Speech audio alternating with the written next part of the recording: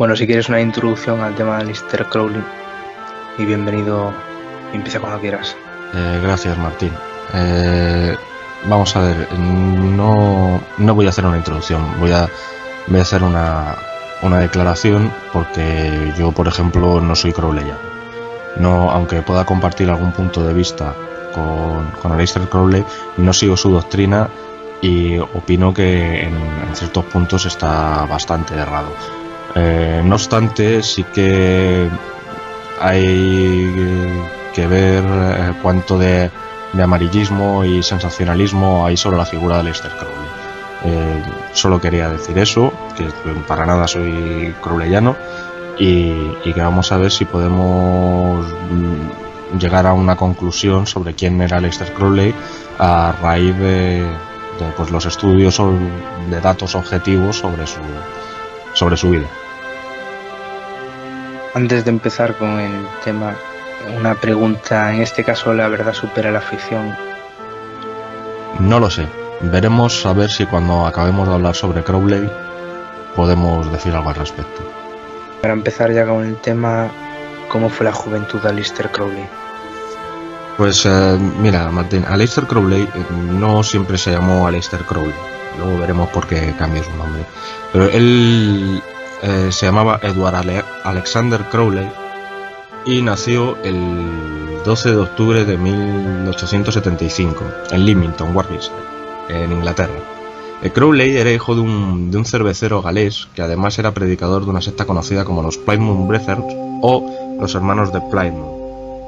Generalmente cuando buceamos en la vida de este Crowley se hace más alusión a los hermanos de Plymouth que a los Plymouth Brethren, pero bueno, es un dato que hay que dar. Crowley además tuvo una hermana. Lo que pasa es que esta hermanita que tuvo falleció muy joven, ¿no? a temprana edad.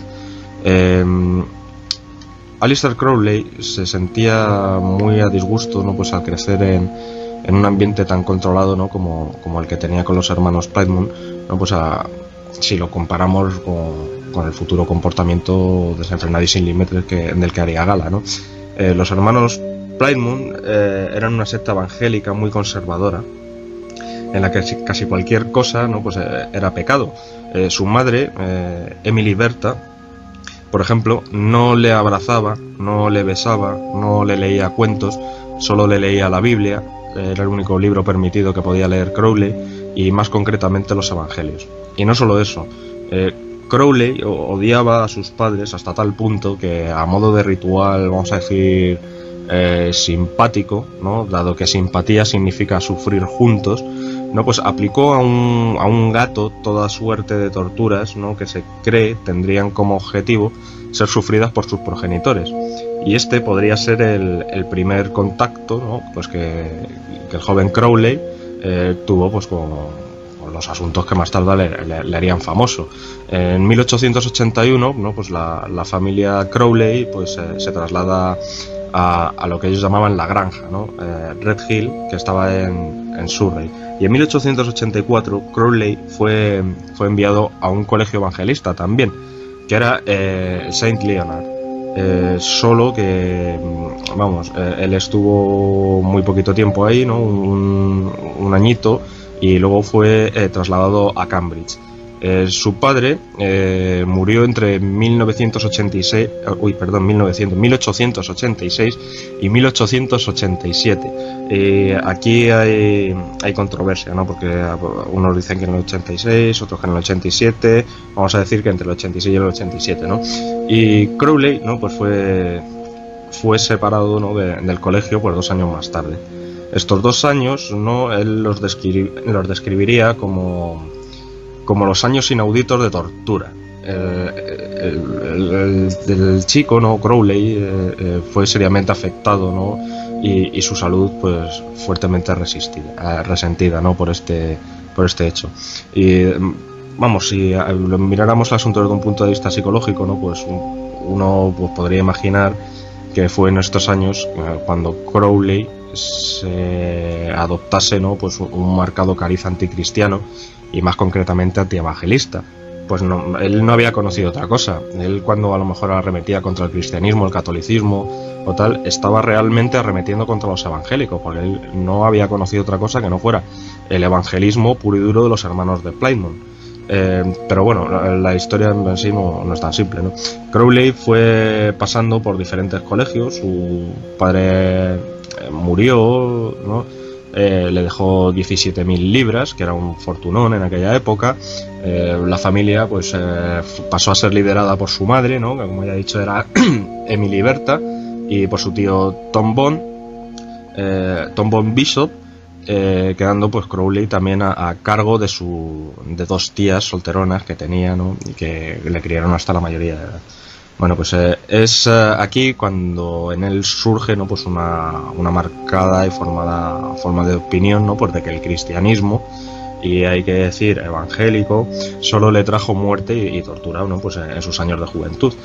Años después, ¿no? Pues él completó sus estudios de química en el King's College en Londres, para más tarde entrar en el Trinity College en Cambridge, donde él estudiaría pues el ocultismo, igual pues que lo hicieran Newton y otros tantos científicos eminentes que pasaron por allí, porque el Trinity College de Cambridge se preocupaba de enseñar ocultismo, no de una forma oficial ni tan así como pueda sonar, a sus alumnos, dado que el ocultismo, grosso modo, es el estudio de las leyes naturales para la extracción de sus principios y las capacidades propias y paranormales del hombre, siendo que paranormal es lo todavía no explicado por la ciencia. O sea que el ocultismo sería básicamente un paso previo para la ciencia, ¿no? Para que se salieran del dogmatismo académico y pudieran desarrollar innovaciones dentro de los campos científicos. Bueno, Aleister Crowley, como ya he dicho, estudió en Cambridge, pero nunca llegó a graduarse allí. Sin embargo, pudo sentirse libre, ¿no? Pues por primera vez en su vida, y comenzó su tarea de escritor y de poeta.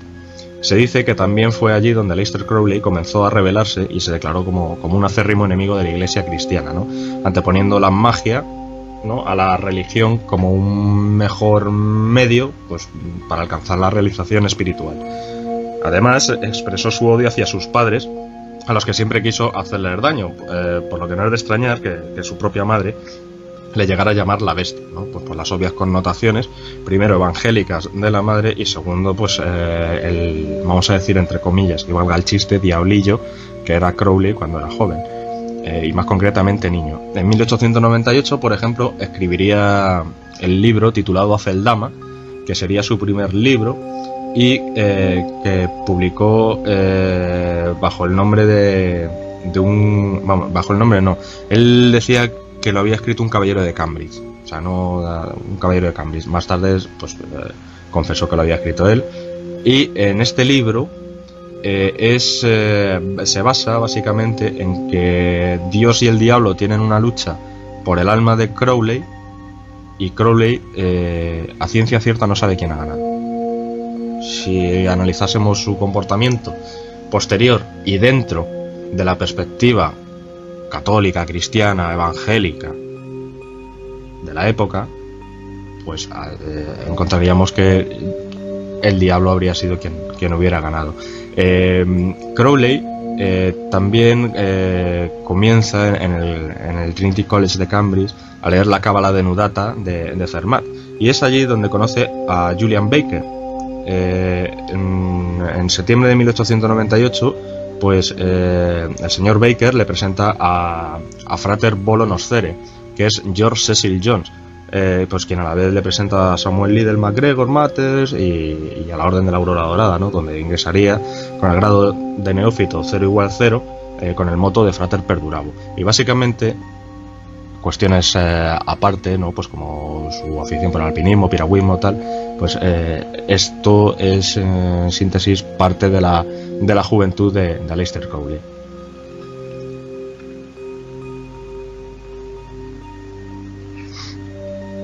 El libro este del que empezó a leer, ¿no? en Cambridge, ¿no? La Cábala de Nudata en Fermat, ¿eso qué es? ¿Nos puedes decir algo para los que no sepamos? Vale, pues la Cábala de Nudata es, fíjate, Cábala de Nudata, Cábala desnuda. Es un tratado sobre el análisis de la Cábala.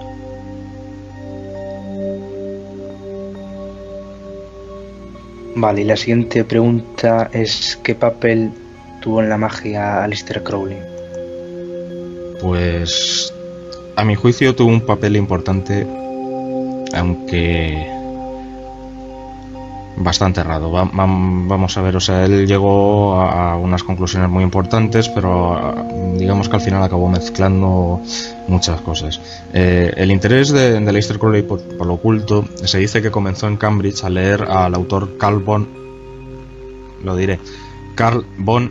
Echternhausen, cuyo libro, que era La nube sobre el santuario, ¿no? Pues lo impactó notablemente, ¿no? Al hablar de una supuesta hermandad de adeptos que trabajaban por el bienestar de la humanidad y que tenían una serie de conocimientos, pues sobre las cuestiones naturales, la alquimia y otra serie de cuestiones, ¿no? que los aplicaban esos conocimientos, ¿no? para el bienestar de la humanidad. Esto, claro, desarrolló en Crowley pues un interés muy grande, ¿no? También se interesó por la religión y la alquimia, que eran materias que eran dominadas por Newton. O sea, Newton, entre otras cosas, era teólogo y alquimista. Su entusiasmo lo llevó a conocer, pues, en una expedición montañista, ¿no? Pues que hizo a los Alpes, ¿no? A un gentleman inglés, a un raro caballero inglés, ¿no? Lo conoció en un bar. Que luego de escuchar a Crowley y su interés sobre la alquimia, ¿no? Le prometió que le haría conocer pues a una serie de personas con similares intereses. Esto se convirtió en el comienzo de la aventura de Crowley, ¿no? Digamos, dentro de la magia, y fue introducido a la Hermetic Order of the Golden Dawn, ¿no? La orden hermética de la Golden Dawn, o Golden Dawn, que es como más se conoce, ¿no? Más cortito, y él se unió a esta orden en el año 1898. Él pronto pues se promocionó y escaló los distintos grados, ¿no? de la orden, y en ella pues conoció a Alan Bennett, que era un ingeniero con quien Crowley pues tendría una amistad de varios años, ¿no? Nube sobre el santuario haría creer a Crowley haber encontrado la sociedad secreta de amarras en la Golden Dawn, pero la cosa no distaría mucho pues de ser como él pensaba, ¿no? Digamos que lleva un pensamiento infantil al entrar en una hermandad secreta y decir, ya está, estos son, ¿no? Crowley perteneció a la orden durante 3 años, ¿no? Donde después de escalar rápidamente, pues como he dicho, los niveles inferiores, tuvo altercados con otros miembros de la misma orden, como por ejemplo William Butler Yeats, que era un referente en la poesía, es un referente en la poesía irlandesa, que definiría a Aleister Crowley como un loco inenarrable. Y por ejemplo, Samuel Liddell MacGregor Mathers, que tenía unos arranques muy similares a los de Crowley, o sea, eran los dos bastante iracundos y de armas tomar, ¿no? Aseguraba estar poseído por el diablo, ¿no? De esto discutían ambos, uno desde una óptica particular, ¿no? Que sería Crowley, de que Satanás, como opositor a la represión propia de su educación evangélica, era su libertador, y el otro desde una óptica luciferina, ¿no? En tanto en cuanto postulaba ser el portador de ciertos conocimientos, o si se quiere, no de la luz que trae el conocimiento. Crowley, por ejemplo, conoció dentro de la Golden Dawn a personalidades tan singulares como Bram Stoker, del que asumiría, ¿no? la identidad de su celebérrimo vampiro, llegándose a pulir los caninos para morder a sus amantes. O sea, Aleister Crowley se pulió los caninos para morder a una serie de amantes que tenía, a los que colgaba boca abajo de un armario. También aplicaba lo que él llamaba el beso de la serpiente a las mujeres, que eran morder con estos caninos pulidos, ¿no? por los labios de las señoras, que inevitablemente sangraban, ¿no? por el desgarro. Lo que pasa es que abandonó esta costumbre porque uno de esos caninos se le rompió. También se hacía llamar, a raíz de este contacto con Bram Stoker, el conde Vladimir, ¿no? haciendo una alusión al conde Vlad de la novela de Stoker. Conoció también allí a Dion Fortune, a la que enseñó cábala y con la que mantuvo pues una asidua correspondencia, ¿no? Dion Fortune es un referente dentro de lo que es la cábala, porque escribió un tratado muy bueno sobre ella, pero la cábala se le enseñó a Aleister Crowley. Austin Osman Spare, por ejemplo, era el único hombre, se decía, que era el único hombre sobre la haz de la tierra al que Aleister Crowley temía. El señor Spare, a pesar de la confusión, ¿no? pues de terminologías con respecto del ocultismo y la magia, desarrolló el Zoskia Cultus, y lo que se vino a denominar pues la magia del caos o la magia gris, en el cual rompe el tabú entre la magia negra y blanca. El señor Austin Osman Spare dice que es la ética del individuo la que, vamos a decir, nombra a tal práctica. O sea que nos viene a decir que en los asuntos mágicos no existe lo blanco y lo negro, sino la ética del individuo. Luego también en la Golden Dawn fue donde Aleister Crowley comienza a practicar los rituales mágicos, guiados por una traducción de Samuel Liddell Mathers, ¿no? El señor MacGregor Mathers, que hemos visto antes, de un manuscrito del siglo XV, que era el conocido como el libro de la magia sagrada de Abramelin el mago. Aunque de forma clandestina y de cara a la Golden Dawn, Crowley era entrenado en el ritual mágico por el señor Bennett.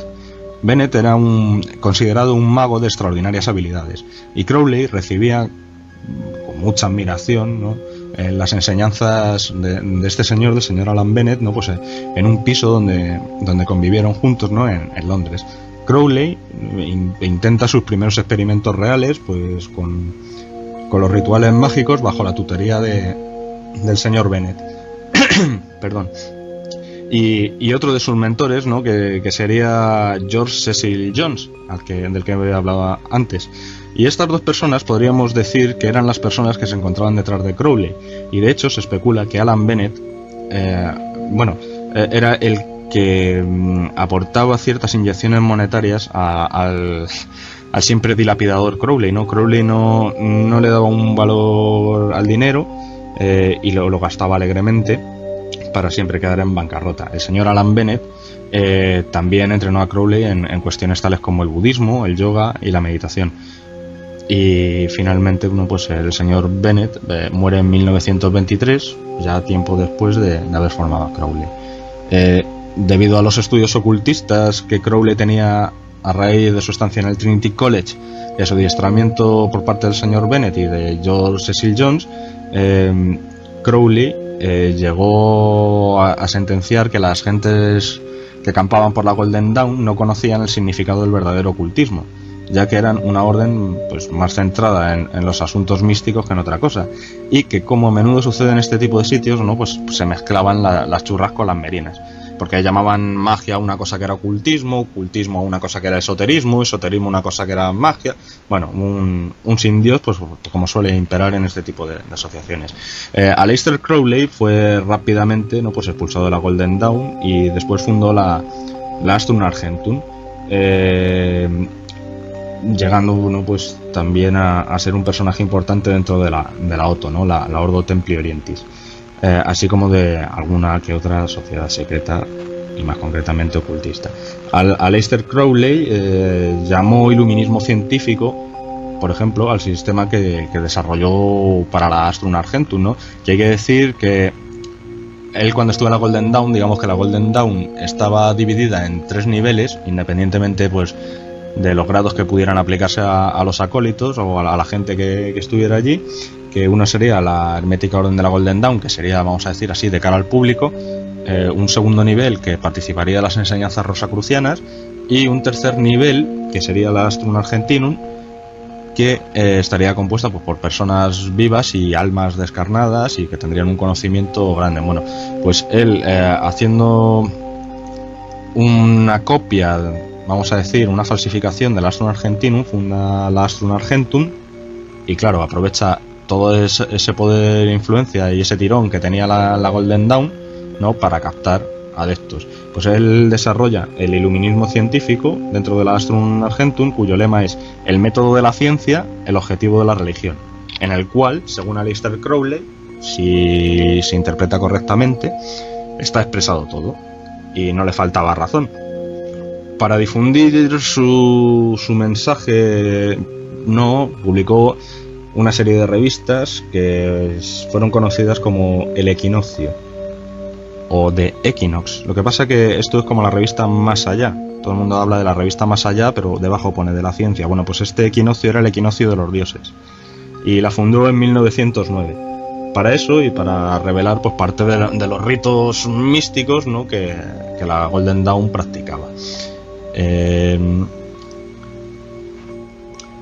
En 1910 hace una exhibición pública de lo que él denominaba como los ritos eleusinos, ¿no? Y estos ritos, o los ritos de Eleusis, ¿no? Serían una invocación a las 7 potencias planetarias, ¿no? que son ejecutadas en el Caston Hall, en Westminster, y que acaban convirtiéndose en un desenfreno carnal, ¿no? Pues a raíz de la poción famosa de Crowley, que estaba compuesta por hierbas aromáticas, vino, mezcalina, y de la que algunos de aquellos que la probaron dijeron que sabía manzanas podridas, ¿no? Claro, aquello se convierte en una cosa caótica, ¿no? Un desenfreno brutal, una orgía, vaya, depravada, y por ello pues es demandado y se revelan aspectos de su vida sexual, ¿no? que son considerados perversiones. Y de ahí, y perversiones en la época, no se nos olvide que estamos hablando del siglo XIX, principios del siglo XX, y de ahí pues que le llamaran el hombre más perverso del mundo. O sea, pervers en inglés y pervert son cosas muy similares, por eso le llamaron así. Y para hacernos una idea de cómo la gastaba Crowley, por ejemplo, en cuanto a las cuestiones sexuales, podemos remitirnos a cómo publicaba en periódicos anuncios tales como: se buscan enanos, gordas y seres deformes, ¿no? Pues esto parece ser que en cierto modo divertía a Crowley, ¿no? que miraba y practicaba lo que para la época eran aberraciones sexuales con ellos. Y pues de ahí que se supone que, de ahí que su comportamiento sexual pues fuera considerado obsceno. Crowley fue el pionero en promulgar la libre expresión del sexo y la promiscuidad, ¿no? Aleister Crowley, por ejemplo, estuvo con docenas de prostitutas, ¿no? las cuales sometía en sus ritos mágicos en presencia de sus estudiantes y seguidores, tal cual hoy hacen cierto tipo de sectas de corte satánico. Y esto ya no, al margen de que para la población de la época pudiera ser una aberración sexual o una perversión, digamos que realmente lo que estaba haciendo era estudiando, pero estudiando desde una óptica nada convencional. Cuando, por ejemplo, a Crowley se le acusaba de perverso, ¿no? Que por si no ha quedado claro, ¿no? Pues era que se referían a que era un pervertido. Él decía que yo he nacido para matar al mundo, la carne es una trampa. Y esto que parece tan enigmático y que no voy a explicar, también guarda una cierta cantidad de veracidad bastante importante.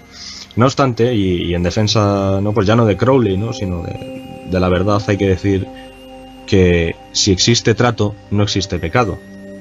Entonces, claro, si a una persona la pueden acusar de pervertida, pero ¿y qué pasa con la otra? O sea, o con las varias más que hay allí. ¿Quién es más perverso? el que da o el que recibe. Esto como es, no tiene una lógica, ¿verdad? El asunto de que a Crowley, por ejemplo, y esto siempre, no olvidemos que parece que nos hemos desviado un poco del tema, pero esto obedece a sus estudios mágicos.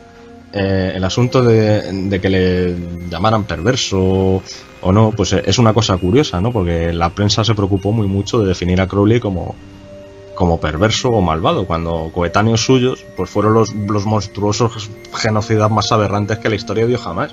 Y me estoy refiriendo, por ejemplo, a Hitler, me estoy refiriendo a Benito Mussolini, me estoy refiriendo a Stalin, ¿no? Por ejemplo, de Stalin hay que decir que la famosa fotografía de los campos de concentración nazis, estas que te presentan, mira, todas las pilas de muertos de los campos de concentración nazis, en realidad son las pilas de muertos que murieron por tifus en los campos de exterminio rusos. Pero claro, como la fotografía está descontextualizada, bueno, pues esto ya vemos, a ver, qué gente dio el siglo XX, los principios del siglo XX, ¿no? Para que a Crowley quedara con el título de hombre más perverso o más malvado.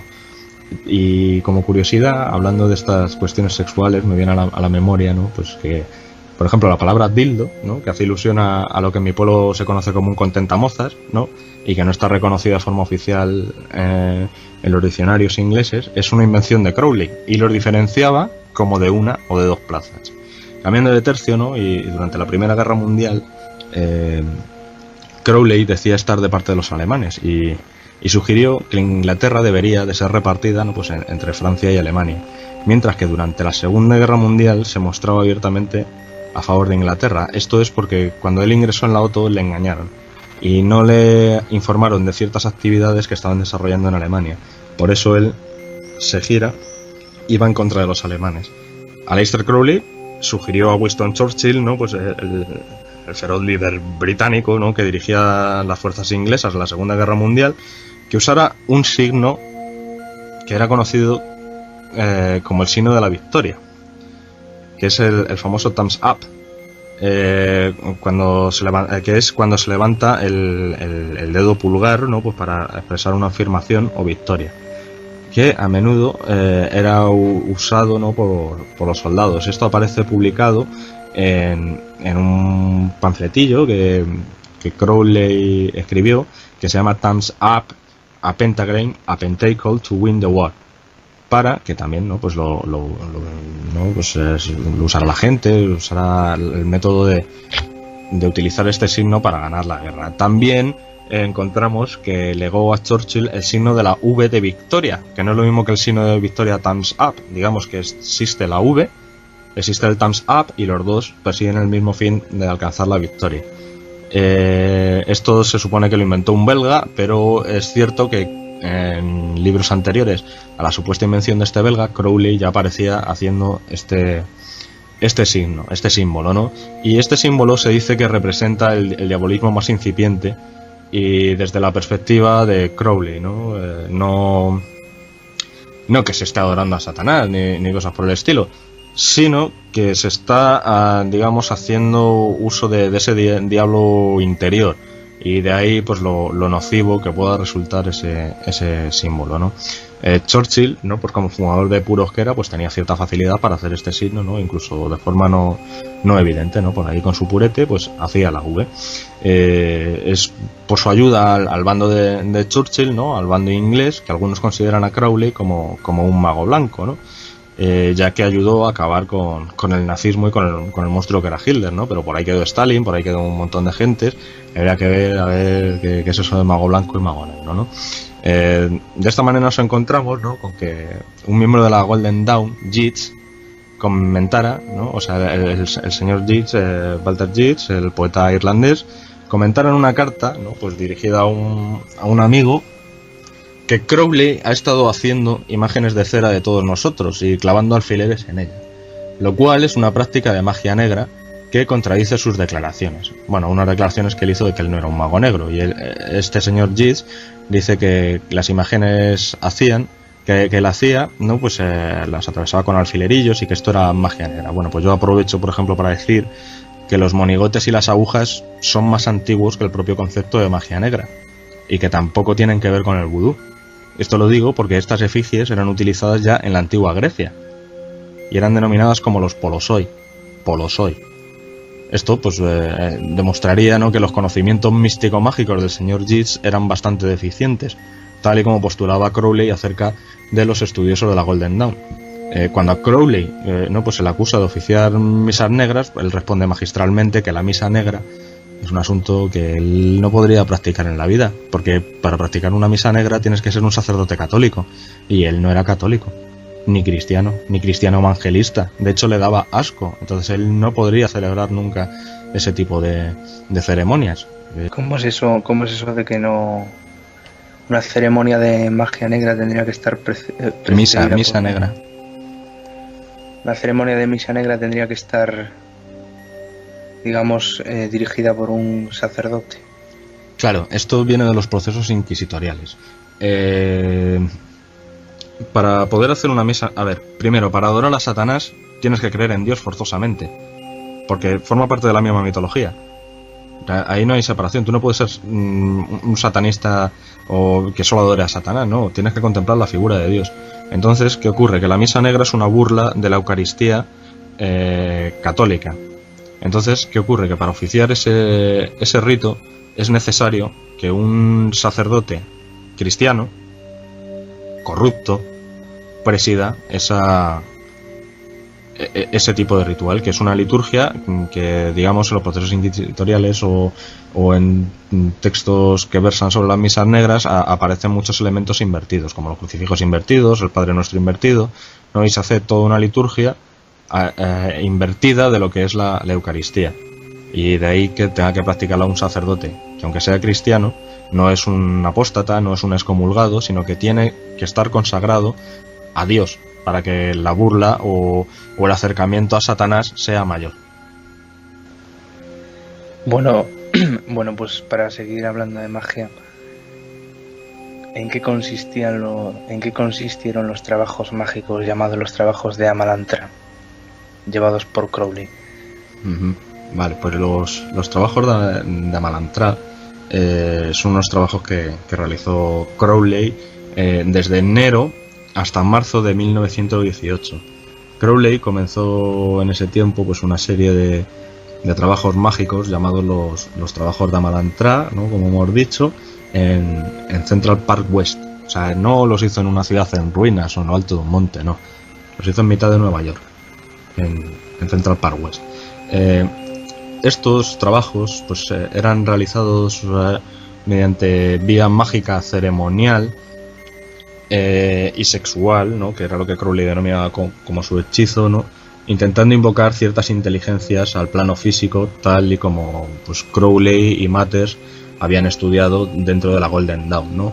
Aquello de la teurgia, aquella traducción y publicación de Goetia o Ars Goetia, y él se basaba en esto, ¿no? Dichos trabajos resultaron pues ser revelados de una forma mediúnica por un personaje que se llamaba Rodin Minor, alias el Camello, que en realidad era una mujer que actuaba como sibila, ¿no? Bajo efectos de diversas drogas, y que tuvo unas revelaciones de cómo deberían de ser esa serie de rituales para traer a esas inteligencias al plano físico.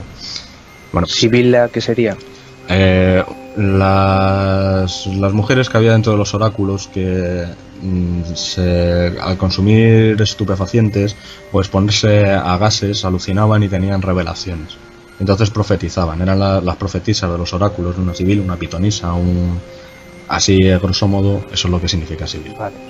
Vale, pues sea como fuere, ¿no? Pues lo que veníamos hablando, por lo menos una tal inteligencia fue traída a la manifestación física por medio del pórtico, ¿no? Que permitía a los de su raza y otras entidades similares, denominadas como otras influencias extracósmicas, poder entrar en el universo conocido, ¿no? Y más particularmente dentro de nuestro mundo. Esta entidad se llamó a sí mismo Lam, o fue nombrado Lam por Aleister Crowley. De cualquier manera, él consideró que era de origen interdimensional, que era el término empleado en aquel entonces para definir a un extraterrestre. Según los ocultistas implicados en tales cosas, el portal desde entonces pues se ha ensanchado. Crowley incluyó el retrato de Lam, ¿no? en su exhibición de las almas muertas sostenida en Greenwich Village, en New York, en 1919. En el mismo año que fue publicado, ¿no? Pues como en ese mismo año fue publicado como una pieza principal de la exposición, etiquetada como El camino al comentario de Crowley sobre la obra de Blavatsky, La voz del silencio. Debajo del cuadro estaba la siguiente inscripción: Lam es la palabra tibetana para camino o sendero, y Lama es aquel que va, el título específico para los dioses de Egipto, aquel que pisa el camino en fraseología budista. Su valor numérico es 71, el número de este libro. Hay que decir que Crowley retrató a Lam como un extraterrestre gris, de gran cabeza, con una barbilla pequeña. La boca era solo una raja, ¿no? Y no tenía nariz. Yo, la primera vez que leí esto de Lam y los trabajos de Amalantrah,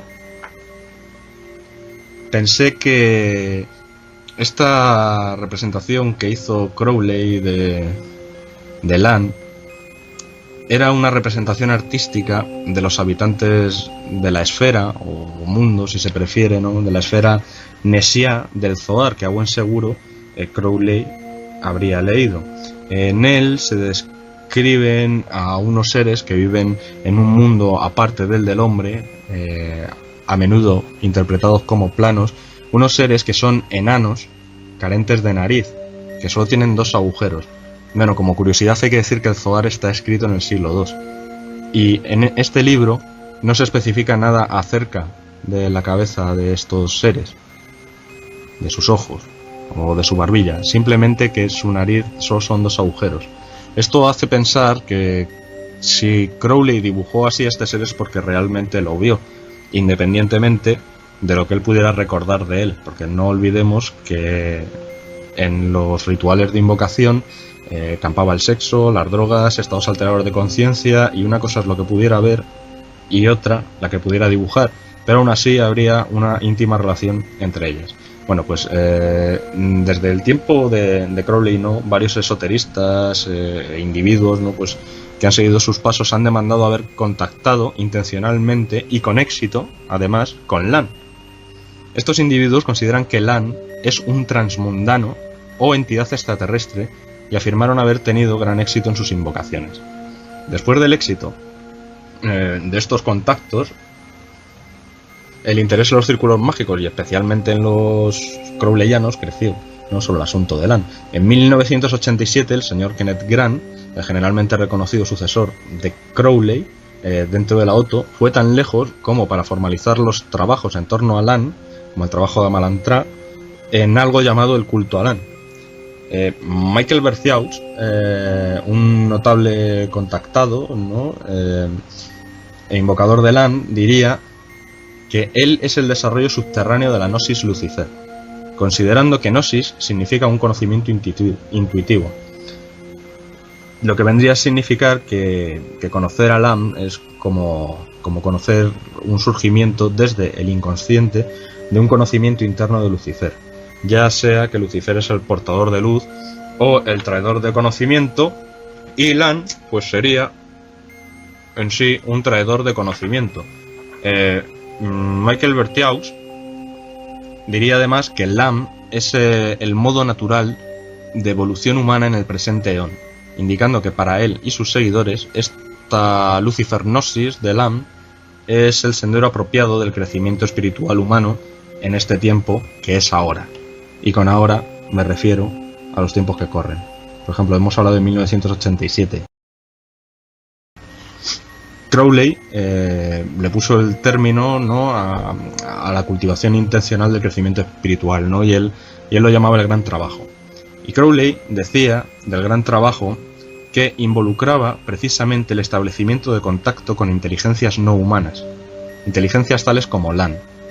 Traduciendo pues el lenguaje del tiempo de Crowley, ¿no?, al actual, pues las ciertas inteligencias no humanas, tales como Lan, serían lo que hoy definiríamos como extraterrestres, o como yo vengo definiendo, entidades metahumanas, porque no sé si desconozco su naturaleza, no sé si vienen de otro planeta o tal. El caso es que existen y aparecen. No, pues aparte de esto, no, parece ser que como cuenta el mito de Barzag musulmán, ¿no?, pues el portal que abrió Crowley se ha ensanchado por ciertas prácticas que llevaron a cabo pues unos personajes que vamos a decir que cuanto menos son curiosos. Uno de ellos fue el fundador del laboratorio de propulsión a chorro jet y científico de combustible de cohetes, Jack Parsons, el mismo que realizaba ritos pánicos al probar sus nuevos cohetes y hacía una serie de invocaciones y tal cuando iba a disparar uno, pues ese. Y el otro sería el fundador de la cienciología y dianéticas, L. Ron Hubbard, en 1946, ¿no?, pues facilitando así un monumental cambio de paradigma en la conciencia humana por las implicaciones que esto tiene. Este trabajo mágico fue llamado el trabajo de Babilonia, y tal como el trabajo de Amalantrá, el ritual, vamos a decir que el trabajo de Amalantrá fue el ritual de base que sirvió de modelo, ¿no? Y tal como este, pues estaba basado en la magia sexual, ceremonial y la ingesta de drogas y alucinógenos. Juntos ellos, el señor Jack Parsons y L. Ron Hubbard, se esforzaron a encarnar un aspecto físico de Babilón, ¿no?, o de la ramera de Babilonia, la mujer escarlata del libro del Apocalipsis, más concretamente el capítulo 17, versículos del 3 al 6, y ellos creían que Babilonia, o sea, esta ramera de Babilonia, era el heraldo de la nueva era de Horus, y que el Apocalipsis era la interpretación negativa y comprensible por aquellos, ¿no?, que pertenecían a la agonizante era de Osiris. En esencia, ¿no?, estos trabajos era que Parsons deseaba tomar el espíritu de Babilonia, ¿no?, de la prostituta de Babilonia, la gran ramera, e investirla en un ser humano. La idea era crear un bebé en el mundo espiritual y luego llamar hacia abajo al bebé espiritual y dirigirlo a un vientre humano. Al nacer este bebé, pues encarnaría las fuerzas de Babilón, ¿no? De Babilonia, las cuales pues ellos consideraban que era algo bueno. Y aquí voy a hacer un inciso. Tú recordarás, Martín, la serie V de los años 80. V de Victoria. Sí, sí. Que decía aquel judío, dice, si quieres tachar el cartel, dice, hazlo bien. No lo taches con un garabato, hazlo con la V de Victoria, el signo crowleyano. Aquí hablan también de la chica de las estrellas, aquella muchacha que nace, que comparte la naturaleza de los visitantes y humana, que traería un nuevo paradigma al mundo. Pues esa, en esencia, esa serie es crowleyana. Tiene muchas cosas que promulgó. Sí, que aparte creo que la actriz también que encarnaba ese papel tenía algún lazo, ¿no? con cierta familia. Desconozco, pero yo me quedo casi con el mensaje que traía la niña, esta rubia repelente, que era el Pretty Nama. Si hacemos una búsqueda de estas crowleyanas, Pretty Nama sería algo así como la preciosa Nama, la bonita Nama. Nama fue la primera mujer de Adán, ¿sabes? Sería la primera mujer de un nuevo mundo. Aunque en la serie dicen que eso en la lengua de los visitantes significa la paz, sería la primera mujer de una nueva era. Bueno, volviendo al tema de Crowley, ¿no? Él escribió al respecto sobre estos trabajos que estaban llevando a cabo el señor Parsons y Hubbard lo siguiente. Dijo, aparentemente Parsons y Hubbard o alguien está produciendo un niño lunar. Me pongo levemente frenético cuando contemplo la idiotez de estos vándalos. En cualquier caso, parece ser que los ritos fueron apropiadamente ejecutados y no se sabe si un bebé espiritual fue concebido de ellos. Lo que sí se sabe, dentro del esoterismo, es que el portal mágico, que primero fue creado por Crowley y el cual originalmente dejó entrar a Lan al mundo, fue restablecido con considerable intensidad por Parsons y Hubbard. De los diarios de los participantes, es decir, del propio Jack Parsons y del señor Hubbard, queda claro en ellos que no eran tan adeptos como Crowley cerrando estos portales. Y esto es un craso error, porque en todos los grimorios, en todos los tratados sobre magia, en todos los sitios se dice que si abres un portal, lo cierres. Esto no es como estos contactados, esta nueva era de gente que dice que vamos a abrir los portales, Bueno, sí, los abrís, pero luego los cerráis. No solo los abren. Pues estos señores hicieron lo mismo.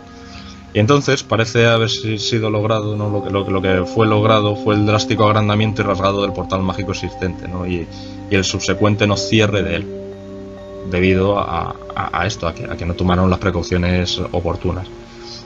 Y esto probablemente se debiera a la intensidad del trabajo. En cualquier caso, la era moderna de los ovnis, ya que hemos hablado de extraterrestres y tal, comenzó exactamente un año y medio más tarde del trabajo de Babilonia, que fue el 24 de junio de 1947, donde Kenneth Arnold avistó ovnis sobre las montañas cascadas del estado de Washington. Y una semana más tarde de estos avistamientos se produjo el incidente ovni de Roswell. Una semana más tarde. Pero es que en 1918, 19 años antes, 1918, bueno, los años que fueran, serían 29. Crowley ya había retratado a estas figuras que se dijo haber visto, a estos seres, en el incidente ovni del caso Roswell. En esto consistirían los trabajos de Amalantrá y el posterior trabajo de Babilonia. Bueno, ¿cuál fue la vivencia que tuvo Aleister Crowley en el palacio de Boleskine? Pues mira, Aleister Crowley se retiró a Escocia, donde compró una casa a orillas del lago Ness, donde el monstruo, pues ahí, a la que llamó el Palacio de Boleskine. Y de acuerdo a la tradición pues escocesa, él se hizo llamar Lair. Lair significa terrateniente, y él se hacía llamar Lair de Boleskine y Abertaf. Lair es como Lord, o sea, es un título, vamos a decir, nobiliario, ¿no? Un poseedor de tierras, pues es un Lair. Años más tarde, pues Jimmy Page, ¿no? Del grupo Led Zeppelin, pues compraría la misma casa, que habitara Aleister Crowley. Frente a Boleskine House se encuentra el cementerio local que es muy curioso de ver, ¿no? Porque las lápidas del cementerio todas llevan el mismo apellido, que es Fraser. Y este apellido, ¿no? Pues es este clan, porque estamos hablando de Escocia, era un clan que anduvo rondando pues, por esta zona gracias a la invitación del rey de Escocia, ¿no? Para que habitaran esta comunidad. Esto es la comunidad es Foyers, ¿no? La casa de Boleskine House, con su peculiar cementerio de los Frasers, está situado en Foyers. Y allí todos se apellidan así, pues porque es fruto de la endogamia, ¿no? De los miembros del mismo clan. Entonces, allí se cuenta que debajo del cementerio de los Fraser, cerca de Boleskine House, hay una cámara subterránea bastante antigua, ¿no? Que tiene una salida, ¿no? de un túnel, ¿no? En el que se encuentra una placa de cristal con una dedicatoria para Crowley y que dice: gracias, Aleister, apreciamos tu elegancia. Dentro del túnel se encuentran símbolos y señales que especifican que los seguidores de Crowley van a ir a hacer sus rituales. Y lo que es realmente no, lo que la gente dice que sucedió es que Crowley fue seguido por el gobierno inglés, más concretamente por los servicios secretos, por el presunto asesinato de uno de sus colaboradores cuando residía en Boleskine House. Aunque se supone que realmente este hombre muere accidentalmente en una orgía en la que Crowley, aparte de ser el anfitrión, pues nada más tuvo que ver. Ahora habría que preguntarse si esto fuera así, que yo me inclino a pensar que fue así, que pues el hombre murió, colapsó, no aguantó la dosis o el ritmo frenético o lo que fuera y murió. Y también habría que preguntarse si no fueron aquellas entidades que convocaba Crowley las que pudieran haber tal. Esto pertenece a la leyenda negra del acervo popular de la zona, pero es lo que la gente cuenta. ¿Qué opinas del lugar, en el sentido de si ha quedado cargado de las vivencias que allí se pudo haber ocurrido, ¿no? Sí, hablando de una forma ocultista, evidentemente el dolor, el sufrimiento y ciertas cosas impregnan de una forma muy poderosa los lugares en que estos se producen. Por ejemplo, vamos a poner los casos típicos de hospitales en los que se graban psicofonías, en los que se perciben sensaciones, incluso en los que hay gente, vamos a decir, sensitiva o que tiene unas percepciones extrasensoriales, vamos a decir, más desarrolladas que el común de los mortales, es capaz incluso de visualizar lo que allí estaba aconteciendo. Entonces, los ritos de Crowley, dada su naturaleza, en Boleskine House, pudieran haber cargado de una forma bastante poderosa el lugar. También hay que decir que Crowley habla sobre los sacrificios humanos. Es una rama que él tocó, aunque él diría que no es necesario inmolar a la víctima. ¿Para qué vas a inmolar a la víctima? Si no la matas, la puedes usar más veces. Claro, él hablaba y esto luego ya lo tomó como referencia Sanzor Lavey para la fundación de su iglesia de Satán, que aparece reflejado en su Biblia satánica.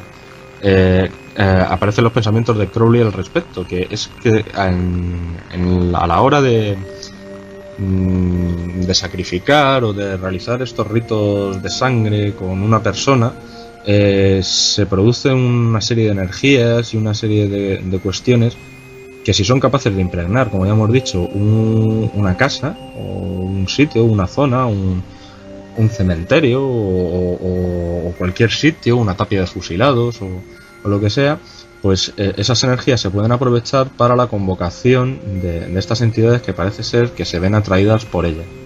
Evidentemente Crowley, a pesar de que en el libro de la ley aparece que se sacrifiquen niños y cosas por el estilo y otros ritos como la sangre menstrual que sea empleada, porque las mujeres y hablando de una forma ocultista, que vamos a decir parapsicológica para que la gente tampoco se confunda demasiado,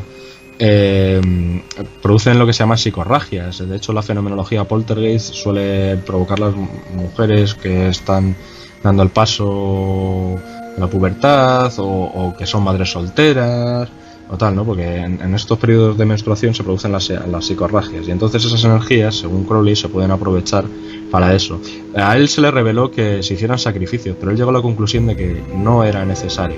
O sea que ahí podemos decir que también Crowley rompe con un tabú establecido desde tiempo inmemorial, que era que para invocar había que sacrificar. Él dice que no es necesario, aunque eso no descarta que a la víctima de este sacrificio o de este rito se le hicieran un montón de cosas que evidentemente pues le causarían dolor, le causarían estados alterados de conciencia y le causarían